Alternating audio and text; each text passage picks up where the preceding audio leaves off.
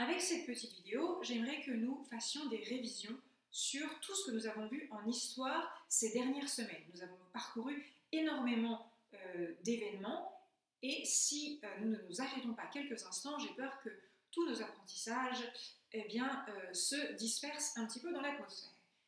Avec cette vidéo, je voudrais surtout que nous nous arrêtions sur le règne de Napoléon Bonaparte. Pour bien comprendre Napoléon Bonaparte, je dois remonter jusqu'à la Révolution française.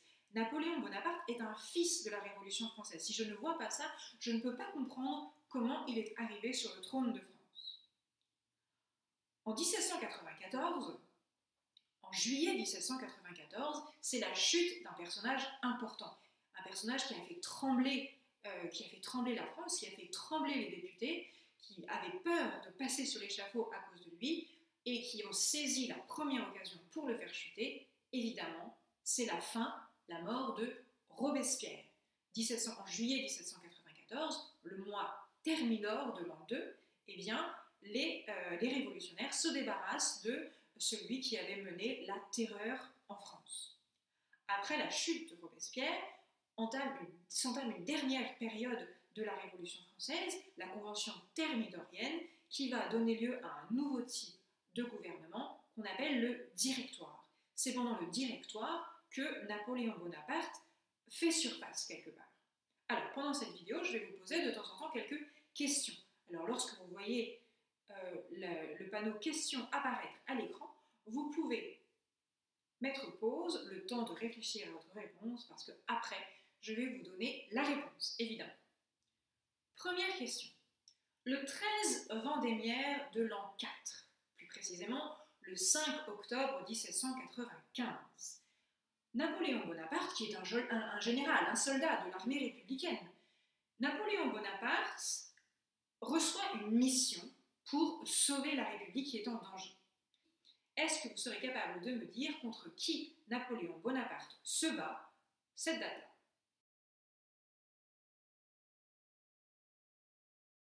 Le 13 Vendémiaire de l'an 4, en octobre 1795, Napoléon Bonaparte écrase une révolte, une insurrection royaliste. En effet, les royalistes étaient très maltraités, même pendant le Directoire, et ils avaient voulu renverser le régime républicain, mais Napoléon Bonaparte a mis fin à leurs espérances. Le Directoire, c'est un régime qui veut éviter le phénomène Robespierre. Souvenez-vous, Robespierre, c'est un seul homme qui détient en gros tous les pouvoirs dans le pays.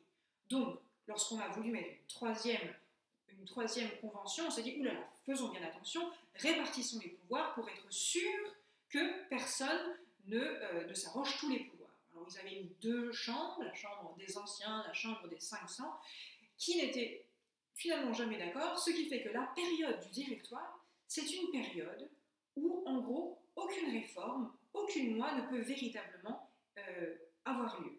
Donc c'est une période de médiocrité, une période où il y a peu de choses qui sont réalisées, alors que le pays est un petit peu détruit par la Révolution et a besoin d'être repris en main. Donc c'est un pays où les gens sont un peu déçus, ils trouvent que c'est un peu trop mou peut-être, ils voudraient que, allez, ça redémarre un petit peu. Alors, que s'est-il passé le 18 Brumaire de l'an 8, c'est-à-dire le 9 novembre 1799. Quel événement va provoquer l'arrivée au pouvoir de Napoléon Bonaparte? Il s'agit évidemment d'un coup d'État orchestré par le directeur Sieyès avec l'aide de Napoléon Bonaparte et qui renverse le Directoire pour mettre un nouveau mode de gouvernement, le consulat.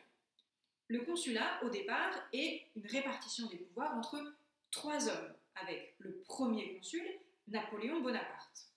Napoléon Bonaparte est premier consul. Il est en fait le seul consul. C'est lui qui concentre un peu tous les pouvoirs entre ses mains. Il va demander, en 1802, l'avis des Français pour savoir si les Français seraient d'accord de le voir comme consul à vie. Alors, qu'est-ce qu'il fait pour demander l'avis des Français? Qu'est-ce qu'il organise? Comment s'appelle cette demande d'avis du peuple?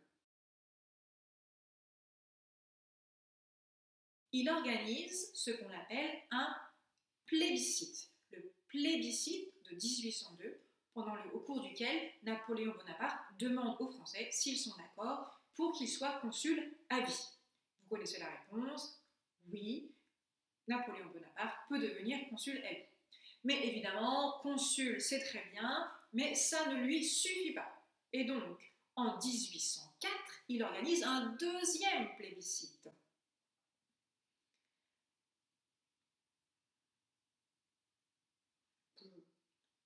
Mais évidemment, cela ne lui suffit pas. Et en 1804, il organise un deuxième plébiscite. Ce deuxième plébiscite, c'est pour savoir s'il peut devenir empereur des Français. La réponse, vous la connaissez aussi, bien sûr. Les Français sont massivement d'accord pour que Napoléon Bonaparte devienne empereur et donc devienne Napoléon Ier. Napoléon Ier, c'est son nom d'empereur. Question.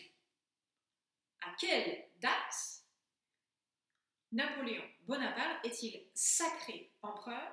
Et question dans la question, êtes-vous capable de me dire le nom du pape qui a assisté au sacre de Napoléon Ier?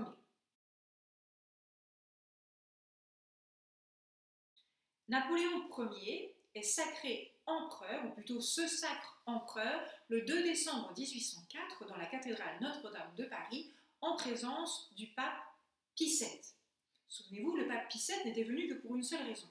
En 1801, Napoléon Bonaparte consul et le pape avaient signé ce qu'on appelle un concordat, c'est-à-dire un accord entre la France et l'Église pour se mettre d'accord sur les liens entre catholiques et le gouvernement, entre le consulat. Le concordat, souvenez-vous, disait par exemple que c'était l'État qui nommait les prêtres, les évêques, mais qu'en contrepartie, l'État devait payer, rénover les églises et permettre aux prêtres de vivre. Mais Napoléon Bonaparte avait rajouté des articles dans le concordat sans l'accord du pape, et donc Pie VII était venu exprès en France, avait accepté d'assister à ce sacre pour espérer faire changer la vie de Napoléon. On se souvient souvenez-vous de ce tableau de David où on voit le pape Pie VII qui assiste en spectateur. Ce n'est pas lui qui sacre, c'est Napoléon qui se sacre et qui sacre sa femme. On se souvient aussi que Pie VII souffrira d'emprisonnement après par les mains de Napoléon. Le règne de Napoléon Bonaparte est marqué par de très nombreuses réformes qui ont principalement lieu pendant le temps où il était consul, puis un petit peu aussi lorsqu'il était empereur, mais on ne va pas faire la différence entre consulat et empire parce que sinon ça devient trop compliqué. Alors ces réformes, on les appelle les masses de granit, parce que c'est vraiment des choses qui ont transformé la France en profondeur. Toutes les réformes de Napoléon visent à renforcer son pouvoir central. Le pouvoir central, cela veut dire que toutes les décisions sont entre les mains d'une seule personne. Au lieu d'avoir des décisions qui se prennent par région, la décision se prend à la tête, Napoléon, et est appliquée de la même manière sur tout le territoire. Première question. Pouvez-vous me citer un exemple de réforme qui concerne l'administration du pays? Plusieurs réponses possibles. D'abord, Napoléon Bonaparte va instituer des préfets et des sous-préfets dans chaque département qui sont chargés d'appliquer ces lois dans tous les départements. Napoléon Bonaparte est aussi celui qui va instituer ce qu'on appelle le Code civil, un recueil qui va réunir tous les articles de loi pour que la justice soit plus efficace. On peut aussi parler, pourquoi pas, de la création de la Banque de France qui émet des billets et qui fait des prêts. Au niveau de l'instruction, quelle est la réforme principale du règne de Napoléon Bonaparte? Évidemment, c'est la création des lycées.